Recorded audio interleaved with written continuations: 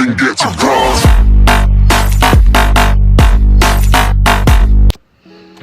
Coucou les gars, j'espère que vous allez bien. Aujourd'hui, je vais vous montrer comment je fais un maquillage nude sur un modèle.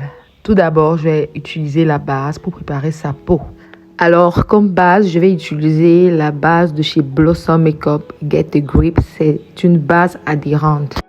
Elle va permettre, comme son nom l'indique, au maquillage à adhérer à sa peau. Cette base est également hydratante. Il est très important d'hydrater toujours la peau avant le maquillage. Ici, j'applique la base avec un pinceau, mais vous pouvez également appliquer avec vos doigts si et seulement si ils sont propres. Là, je ventile pour que la base puisse rapidement adhérer. Ensuite, je vais utiliser la base matifiante de Revolution. Elle va me servir à matifier les zones de brillance sur le visage de mon modèle. Et je ventile encore une fois. Je passe maintenant au teint. Je vais utiliser un fond de teint de chez V-Beauty. J'applique mon fond de teint à l'aide d'un pinceau. Vous pouvez appliquer votre fond de teint à l'aide d'un blender. Mais moi, je préfère le pinceau. Le pinceau, lui, il n'absorbe pas la plus grande partie du fond de teint. Donc, le pinceau, pour moi, est plus économique. Je prends le temps de bien tapoter pour que la matière puisse bien entrer dans les pores. Il est vraiment très important de tapoter la matière sur le visage et non de l'étirer. En tapotant, en prenant le soin de tapoter, on est sûr d'avoir un maquillage qui va avoir une plus longue tenue. Après que j'ai fini d'étaler mon fond de teint, je passe maintenant au contour. Je vais utiliser mon concealer de chez L'Oréal. La teinte, c'est Cocoa, je pense bien. Donc, comme son nom l'indique, la technique s'appelle contour. Donc, je délimite les contours de son visage. Cette technique a pour but d'affiner le visage et de faire aussi ressortir certains traits du visage. Je vais maintenant, toujours à l'aide d'un pinceau, estomper mes lignes de contour. Donc, j'étire un tout petit peu en tapotant. C'est la technique avec laquelle je vais faire fondre le contour. Après le contour, je vais passer au blush. Je vais utiliser le blush liquide de chez Revolution.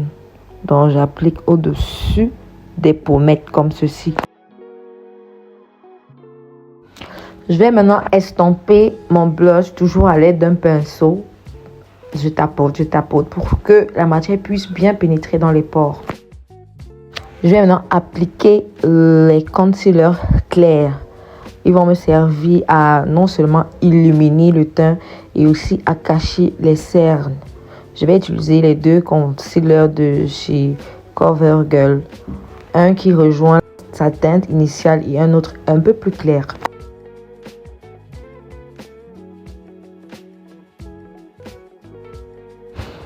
Je vais le mettre au milieu de son nez, en dessous de son nez et en dessous de sa bouche.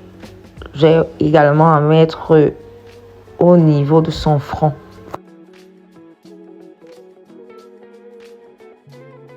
Pour estomper le bas de ses yeux, je vais utiliser un petit pinceau.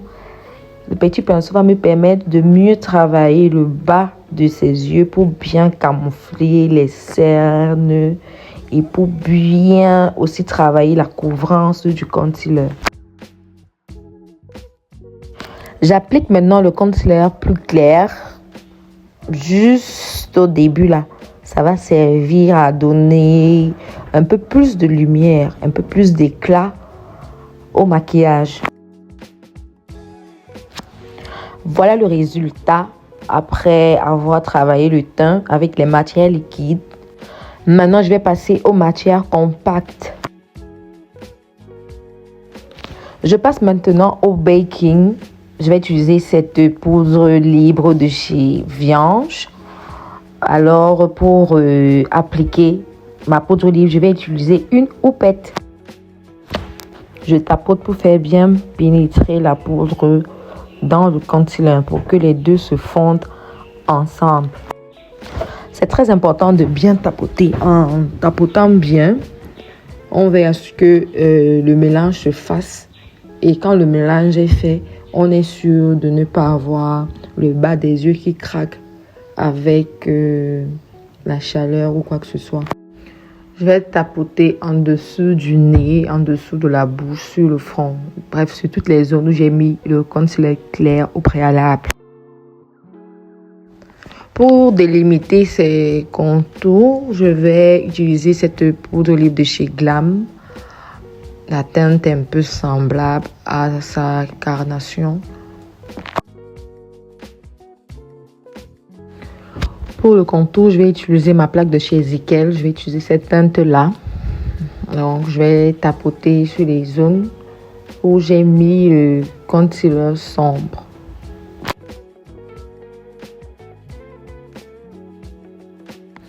Je vais également faire le contour du nez, toujours avec cette même poudre.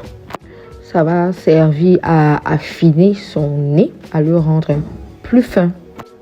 Je vais maintenant passer au blush. Je vais utiliser la palette de chez V-Beauty. Je vais utiliser la teinte rose.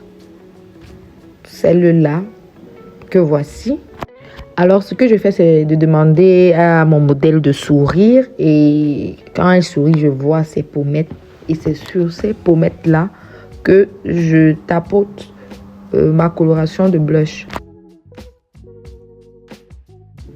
Je passe maintenant au tracé du sourcil. Je vais commencer par brosser mes sourcils vers le haut à l'aide d'une brosse à sourcils. Maintenant, je vais utiliser le gel à sourcils de chez Viange.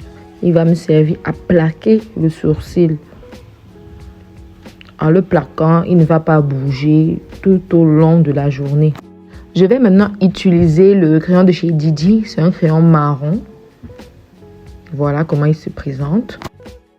Je procède maintenant au tracé de mon sourcil. Je ferai une vidéo plus explicative sur toutes les étapes du tracé du sourcil très bientôt. Je passe au fard. La poudre que j'ai utilisée pour faire le contour, c'est celle-là que j'utilise pour frotter dans le creux de son œil. Je fais des mouvements rotatifs pour faire fondre la couleur sur sa paupière. Je mets une couleur un peu plus sombre dans le coin externe de l'œil et je floute. La base de joli fard à paupières, c'est le floutage. N'hésitez surtout pas à flouter, flouter jusqu'à ce que le rendu soit homogène, soit fluide. J'applique maintenant un fard nude dans le coin interne de l'œil en tapotant.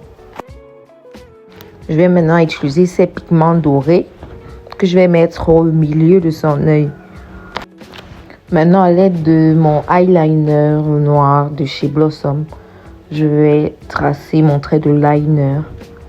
Un trait pas très grossier, juste pour, vous savez, pour ressortir son regard en fait. Oui, c'est de ça qu'il s'agit. Je passe à la bouche. Je vais faire le contour de sa bouche avec un rouge à lèvres mat marron. Après le contour, je vais utiliser le rouge à lèvres mat de chez Maybelline, une teinte nude. J'estompe. Je vais maintenant enlever l'excédent de poudre libre qui est en dessous de ses yeux. Donc je balaye.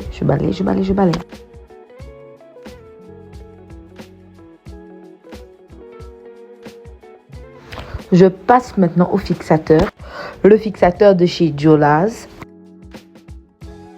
Je passe maintenant au highlighter. Je vais utiliser mon highlighter de chez Fenty Beauty. C'est le How Many Carats. Je vais passer maintenant aux faux cils. Avant l'application des faux cils, je vais utiliser mon mascara de chez CoverGirl. Pour coller mes faux cils, je vais utiliser la colle de chez Blossom, celle-ci. Et voilà un de fait et de deux. Finalement, je n'ai plus voulu laisser la bouche mate et je la voulais glossy. Donc, je vais mis mon gloss de chez Maybelline. Je ne connais pas la teinte. Et voilà le résultat final. J'espère que vous avez apprécié la vidéo. N'hésitez pas à commenter, à liker, à vous abonner, activer la cloche de notification pour être au courant de toutes mes prochaines vidéos. 3, 2, 1.